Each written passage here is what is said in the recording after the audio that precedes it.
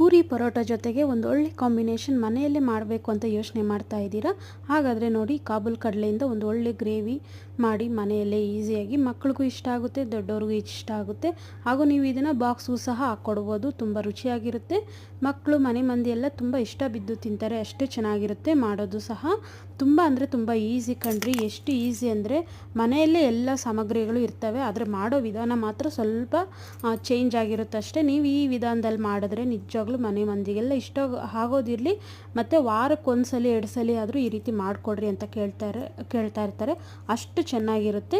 ನಿಮಗೆ ಈ ರೆಸಿಪಿ ಮಾಡೋದು ಫುಲ್ ವಿಡಿಯೋ ಬೇಕು ಅಂದರೆ ನಮ್ಮ ಚಾನಲಲ್ಲಿ ಲಾಂಗ್ ವಿಡಿಯೋ ನಾನು ಅಪ್ಲೋಡ್ ಮಾಡಿದ್ದೀನಿ. ನೀವು ಅಲ್ಲೋಗಿ ನಮ್ಮ ಚಾನಲಲ್ಲಿ ನೋಡ್ಬೋದು. ಹಾಗೂ ಹೇಗೆ ಮಾಡೋದು ಅಂತ ಕಲ್ತ್ಕೊಂಡು ಅಡುಗೆನ ಮಾಡ್ಬೋದು. ನಿಮ್ಗೆ ಇಷ್ಟ ಆಗಿದ್ದರೆ ದಯವಿಟ್ಟು ಲೈಕ್ ಮಾಡಿ, ಶೇರ್ ಮಾಡಿ, ಕಾಮೆಂಟ್ ಮಾಡಿ, ಹಾಗೂ ತಪ್ಪದೇ ಸಬ್ಸ್ಕ್ರೈಬ್ ಮಾಡ್ಕೊಳ್ಳಿ.